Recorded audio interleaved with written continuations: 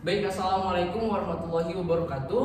Kami dari kelompok 2 akan sedikit memberikan penjelasan mengenai tugas resume yang telah diberikan oleh dosen pengampu kepada kami, yaitu Bapak Muhammad Rinaldi, SPD, MSI. Nah, tugas ini kami buat untuk memenuhi salah satu tugas mata kuliah ekonomi makro dengan dosen pengampu Bapak Muhammad Rinaldi, SPD, MSI tersebut.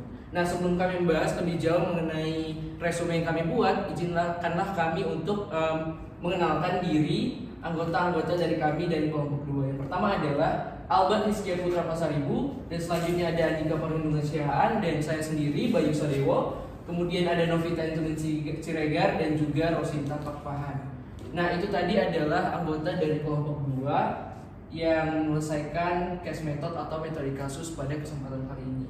Nah, di sini kami coba untuk memberikan identifikasi masalah terlebih dahulu berdasarkan video yang telah diberikan kepada dosen pengampu kepada kami. Yang pertama adalah menurut kami sendiri yang menjadi akar masalah dari video ini yang disajikan adalah pandemi itu sendiri yang memberikan banyak sekali dampak terhadap banyak hal yang berkaitan dengan suatu negara yang ada di dunia, terkhusus negara Indonesia, yaitu negara kita.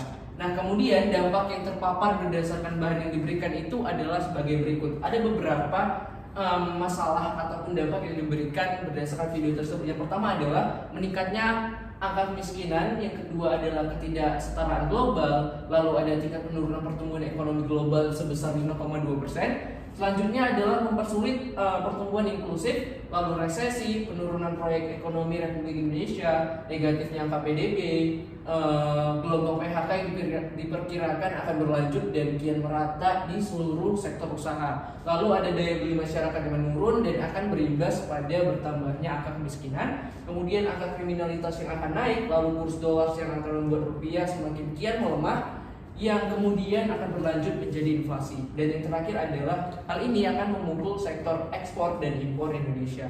Nah, menurut kelompok kami, ada dua hal yang kami rasa menjadi akar dari permasalahan yang tersaji berdasarkan video yang disediakan, yaitu pandemi itu sendiri dan kemudian adalah resesi yang menjadi momok besar bagi Indonesia ini sendiri. Nah, untuk materi selanjutnya mengenai pengajuan gagasan itu akan disampaikan oleh teman kami, yaitu Novita Ciregar. Kepada Novita kami persilakan. Terima kasih kepada moderator. Di sini saya akan membahas tentang pengajuan gagasan, di mana pandemi COVID-19 memberikan tekanan yang berat bagi negara ini, terbukti pada kuartal 2 2020. Data Badan Pusat Statistik atau BPS menunjukkan penurunan ekonomi tahunan hingga proyeksi ekonomi RI kembali diturunkan meski mengalami sedikit peningkatan PDB pada kuartal 3 2020.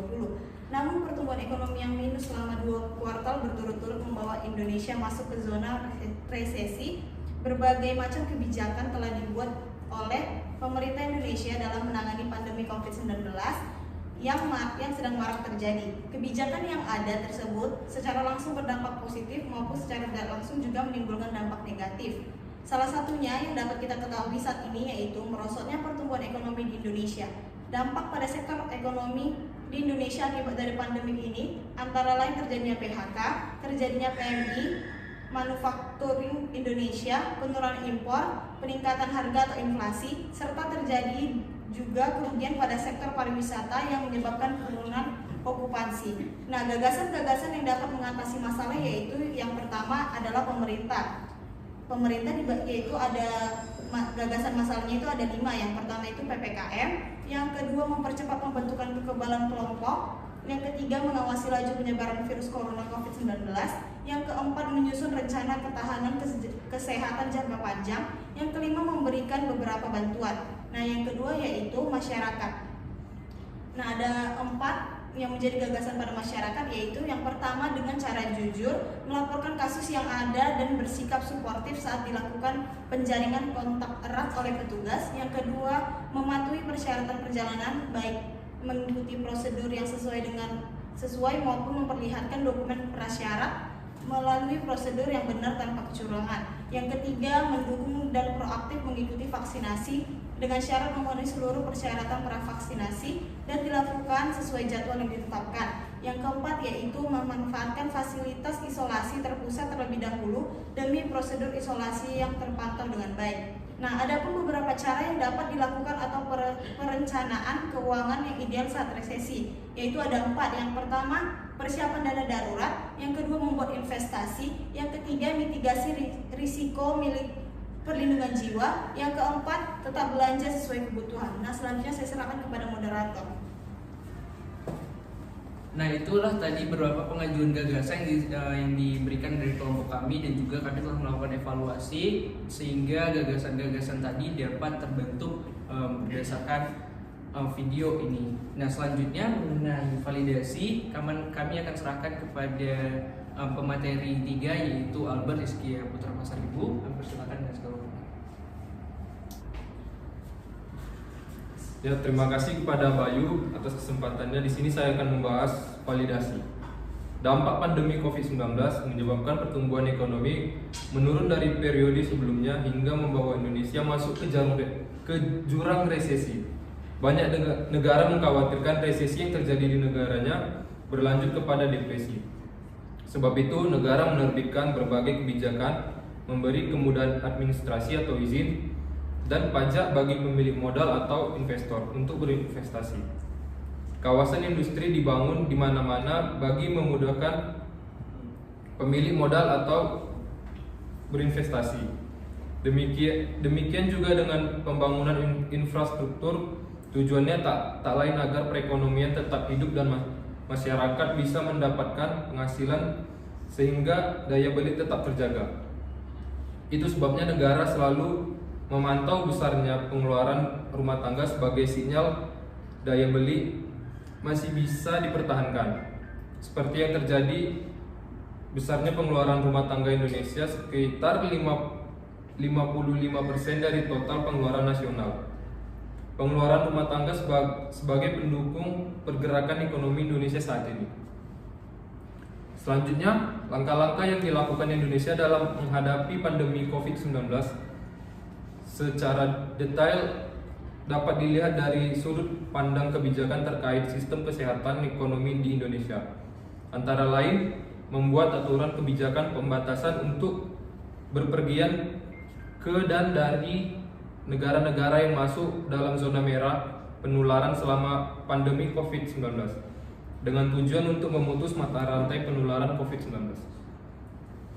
Langkah ini mengikuti kebijakan yang telah lebih dulu dilaksanakan oleh berbagai negara, penambah rumah sakit rujukan, bahkan hingga menerapkan langkah social distancing dengan penerapan protokol kesehatan secara ketat serta kebijakan PSBB atau pembatasan sosial berskala besar di berbagai daerah yang dianggap berbahaya. Indonesia pernah mengalami resesi ekonomi pada tahun 1997 yang bermula dari krisis ekonomi global serta terjadinya krisis nilai tukar sehingga menurunkan angka pertumbuhan ekonomi. Di masa periode kali ini, resesi terjadi disebabkan oleh adanya pandemi virus COVID-19. Secara umum, indikator resesi adalah penurunan PDB real secara 2 kuartal berturut-turut, di mana PDB anjlok hingga minus 5,32%. Sektor perdagangan mendominasi sebagai indikator resesi. Sekian dari materi yang saya sampaikan. Saya serahkan kepada moderator Bayu Sadewo. Baik, terima kasih kepada Saudara Albert yang telah memberikan validasinya berdasarkan studi kasus yang kami bahas pada kesempatan kali ini. Selanjutnya kami akan membahas mengenai perumusan solusi yang nantinya akan disampaikan oleh Saudara Dika. Kepada Dika kami persilakan. Ya, terima kasih kepada moderator atas kesempatan yang diberikan kepada saya untuk memaparkan tentang perumusan solusi. Nah, di bagian perumusan solusi ini nantinya saya akan menjelaskan ada 2 materi, yaitu yang pertama tentang kemampuan perumusan solusi, dan yang kedua ada langkah-langkah perumusan solusi yang kelompok kami lakukan.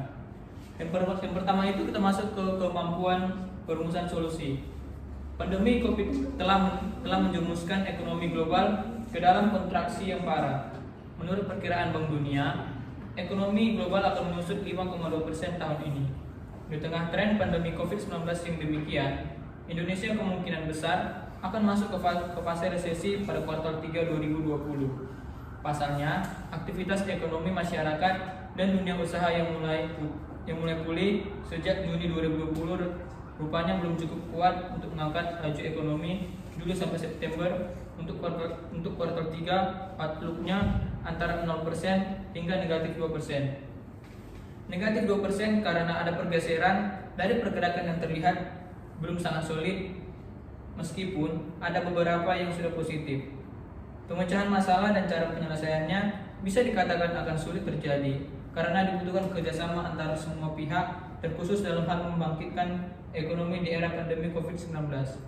Berbagai kebijakan telah diramu pemerintah untuk menghadapi situasi itu, salah satunya melalui Program Pemulihan Ekonomi Nasional atau PEN yang dituangkan dalam Peraturan Pemerintah Nomor 23 Tahun 2020 tentang pelaksanaan Program Pemulihan Ekonomi Nasional dalam rangka mendukung kebijakan keuangan negara untuk penanganan pandemi COVID-19 dan atau menghadapi ancaman yang membahayakan perekonomian nasional dan atau stabilitas sistem keuangan serta penyelamatan ekonomi nasional.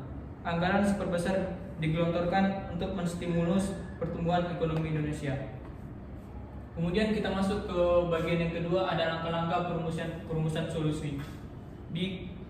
Pada kelompok kami melakukan 5 langkah-langkah dalam perumusan solusi. Yang pertama adalah kami mengenali masalahnya secara umum. Yang kedua, kelompok kami merumuskan persoalannya dengan tepat. Yang ketiga, kami juga mengidentifikasi masalah utama yang ingin dipecahkan secara terkait. Kemudian kami menentukan fakta dan data penting yang berkaitan dengan masalah. Kemudian yang kelima, kami mempertimbangkan berbagai kemungkinan jalan keluar dari masalah tersebut dengan memanfaatkan berbagai referensi yang ada. Kami juga perumusan solusi ini juga dilakukan secara kelompok, yaitu dengan melakukan beberapa metode. Seperti kelompok kami melakukan metode diskusi dan kami juga melakukan metode pengembangan ide. Sekian yang dapat saya sampaikan, saya kembalikan kepada moderator. Terima kasih. Itu telah tadi pembahasan mengenai rumusan masalah yang dapat kami sampaikan berdasarkan video yang disajikan oleh dosen pengampu. Nah, berdasarkan apa yang telah kami bahas tadi, kami menarik kesimpulan yang mana kesimpulan ini akan disampaikan oleh kepada saudari Rosinta. Kepada saudari Rosinta kami persilakan dengan segala hormat. Kesimpulan. Yang menjadi kesimpulannya adalah pandemi saat ini menghentikan dan mempersulit kemajuan suatu negara.